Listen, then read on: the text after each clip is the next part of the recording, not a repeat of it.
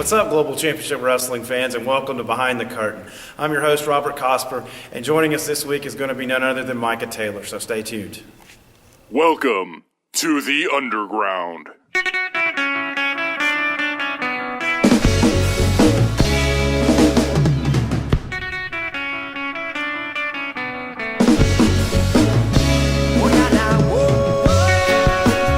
Welcome back, Global Championship Wrestling fans, and welcome to Behind the Curtain. I'm the host, Robert Cosper, and my special guest this week is the former Global Championship Wrestling Heavyweight Champion, the current 0-1 United States Heavyweight Champion, Micah Taylor. Welcome in, man. Thanks for having me, man. I don't know if I like the sound of former GCW champion, but I got to go with it right now. Just for the time being. Yeah, absolutely. Frankie Chiatzo, sticks his nose where it doesn't belong, and sometimes you win, sometimes you lose, but I'm not here to complain about it. Right, and actually here on the show, we wanted to kind of get into your background, but you've already brought up Mr. Chiatzo right out of the gate, so let's talk about your history with him. I mean, I know it goes back to at least Deep South. Yeah, it goes back. In fact, that's where I met Frankie Chiatzo, was Deep South when he came up. And I have a lot of respect for Frankie Chiatzo. Mm-hmm. He would drive up from Florida every week. We would do TV on Thursdays. And if everybody knows, Orlando, Florida to McDonough, Georgia is a good 6-hour drive nonstop if you're going fast. Mm-hmm. And he would come up on his own dime, and he would do it every single week because he was trying to get a job with the WWE. Right. But maybe he was jealous because Micah Taylor already had a job with the WWE and I was already there. I've already paid my dues when I was at OVW. I moved my whole family from Paradise, the island of Hawaii, Oahu, and we moved to Louisville, Kentucky, where it snowed, it rained, we had tornado warnings, sirens going off all the time, and I'm not sure if my son holds a grudge against me for it to this day or not, but he's not living in Hawaii anymore. We're now in Georgia, but he understands it, and he's doing good. But we go all the way back to there, where I thought we were friends, and I'd give him advice, help him out, even kind of come up with different ideas for him, so he would stick out amongst all the other developmental talent that was there. Right. And then we just moved forward from there, and that was 2005. Wow, so here we are at 2014, so we're 9 years of history already. Wow, 9 years, yeah, I didn't know I knew that long, right? Yeah, I'm getting old, I'm making sure I did the math right too. But when he sat down with us a few weeks ago, he had talked about some of your time in Deep South, and he said to a point you were kind of a mentor and then kind of a competitive edge kind of formed between you. Yeah, I guess, that's the way to look at it. I always look at it as, everybody's competition. Mm-hmm. I don't care. My goal is to still have my WrestleMania moment in the spotlight. Right. My goal ain't to work for the rest of, WWE and say, hey, yeah, I'm under WWE contract. My goal is to take somebody's job up there eventually, where the money's at, you know what I mean? I want to be WWE champion. I want to main event WrestleMania. I don't want to just go to WrestleMania anymore. So it's all a competition, and I get it, and I understand it. And if I didn't have people helping me along the way, then I wouldn't be where I'm at. So, I didn't mind trying to help Frankie out and give him advice and, hopefully help him live his dream and get a WWE contract. But when I got that call one day and I got released, in fact, it was January 18th of 2007, I got the call to get released from my WWE contract. Well, guess what? My status and Frankie's status, boom, just became level. So we were on the same page after that. So now it's even bigger competition. Right. And Frankie, you thought I went away. At the same time, I thought he went away.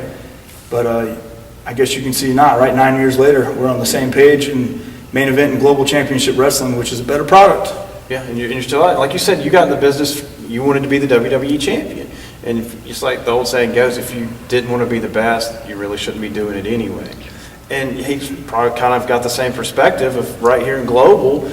He wants to come in and be the best, and taking a belt off of you is probably a big notch on his belt, pardon the pun. Yeah, I guess that's kind of a compliment, right? Right. Who's always said it, to be the best, you got to beat the best? Is that Ric Flair? I've heard that somewhere. Yeah, I don't know if that name goes over very well here at Global Championship Wrestling, but yeah, why not? Go for the top, right? Shoot for the top, and he beat me. I'm not going to say he beat me fair and square, Frankie, but I'm going to say he beat me.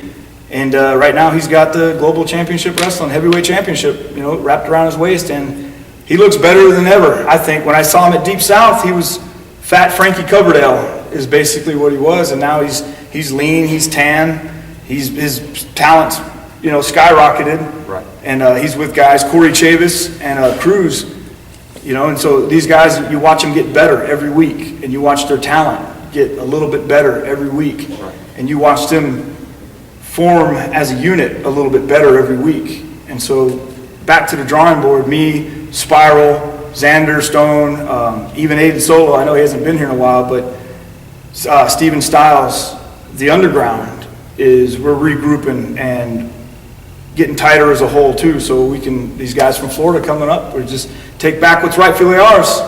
You know what I mean? That's Global Championship Wrestling. But, a lot of what we do on here is we want to talk about your background. I know you're a former Marine. Marine veteran, no longer from Marine. Oh yeah, I forgot, that's my fault. Once Marine, always a Marine. Once Marine, always Marine, you got it. Semper Fi, right? That's all those fellow devil dogs out there still fighting this war. Right, absolutely.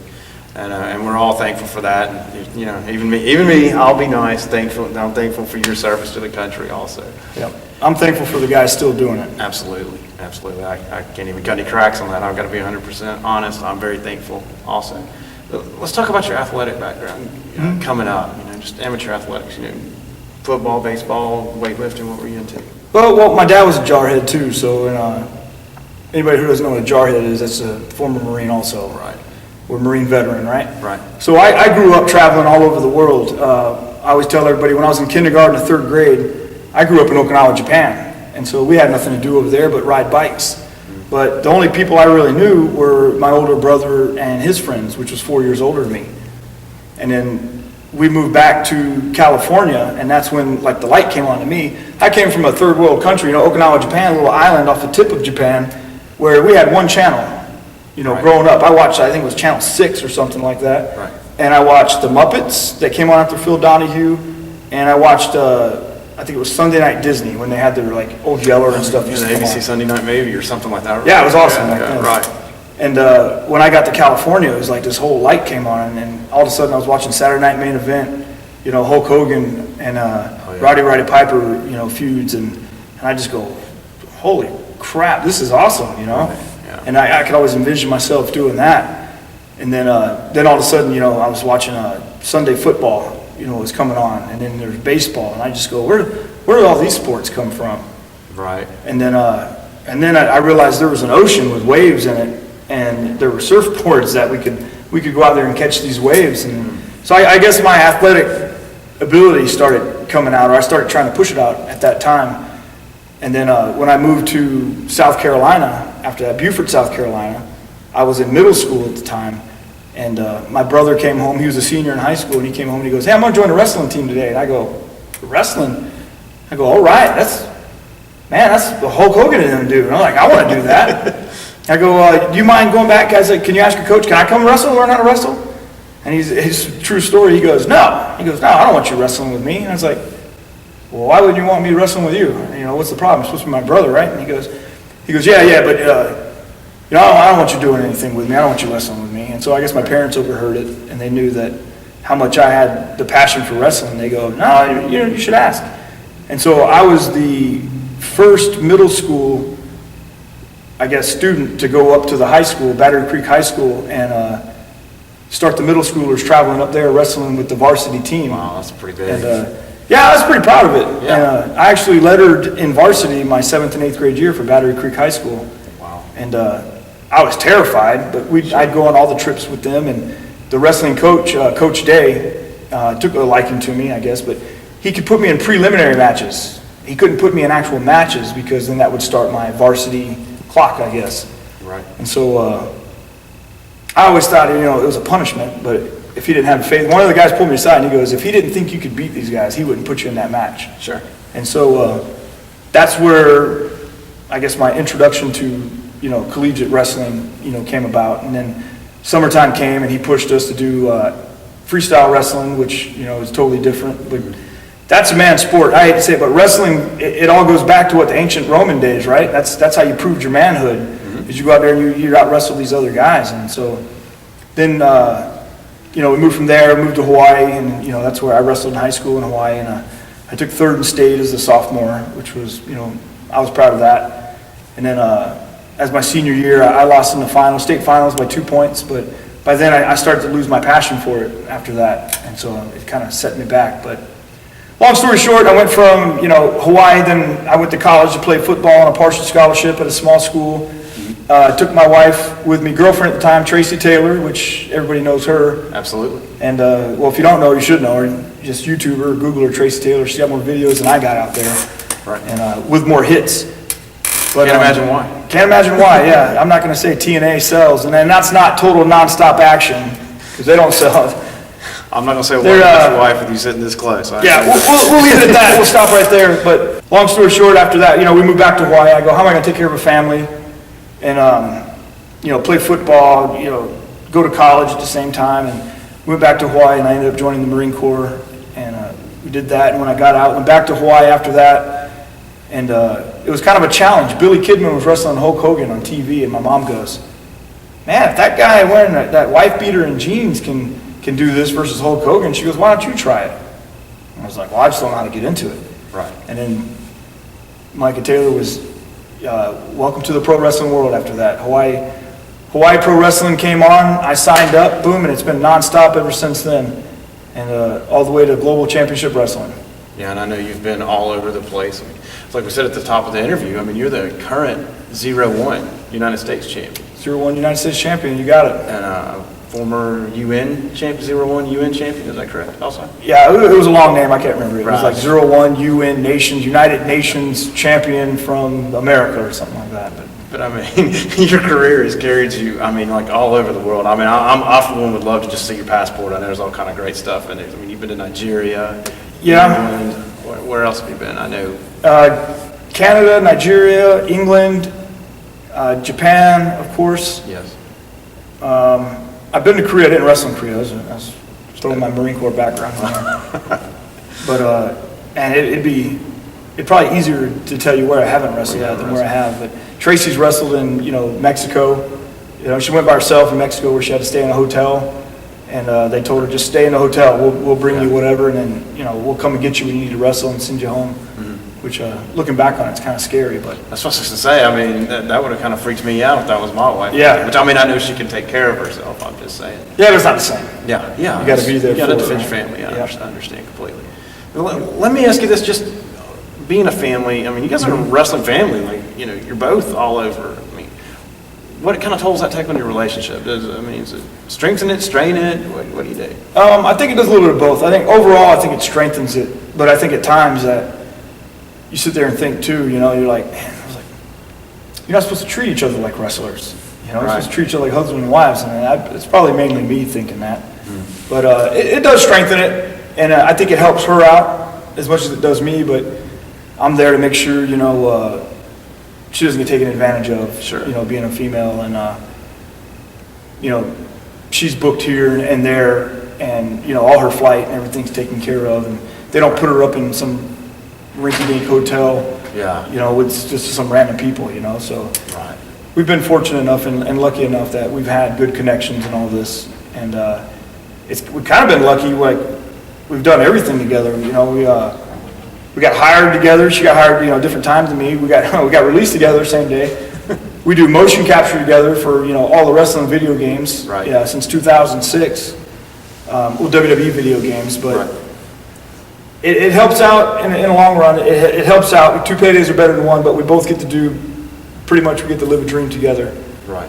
And it just keeps going from there. Now we've actually started our own business together, personal training, and we call it group training because group fitness is for, old women at the gym, but we work hard, and it strengthens everything we got. It's a little taxing on the body and the mind sometimes, but I'd rather work with my wife or for my wife than I would working for, just wherever somebody else. Yeah, sure. Yeah, I don't blame you. It's got to be a better feeling. Yeah. You wake up in the morning, hey man, at least if I'm getting pressure from the boss, it's from the boss that I have at home when I get there anyway. That's right. So. And there's times when you think about quitting too. I'm like, man, I'm just gonna quit today.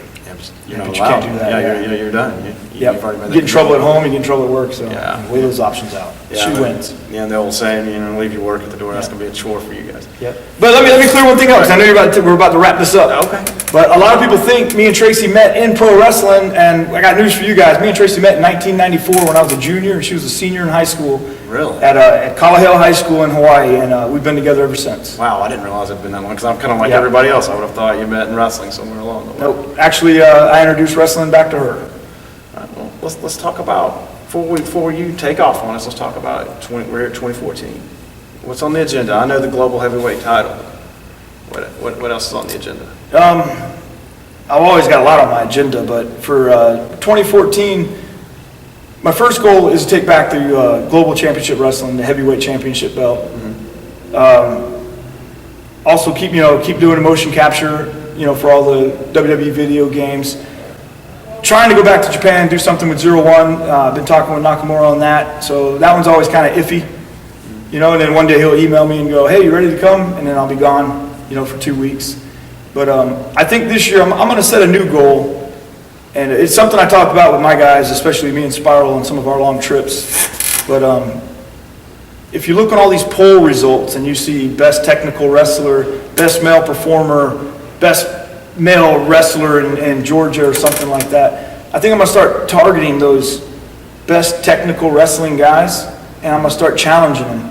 And then I'm going to start eating their lunch. And then I'm going to start taking them to school, and I'm going to show them exactly how technical they're not, or how their level's here, and Micah Taylor and the Underground's here. And it's time to not just humble those guys, but it's time to show everybody else that I'm the best technical wrestler out there. I'm the best pro wrestler out there. I'm the best kept secret. I should be main event in WrestleMania. There's a big screw job there. WWE,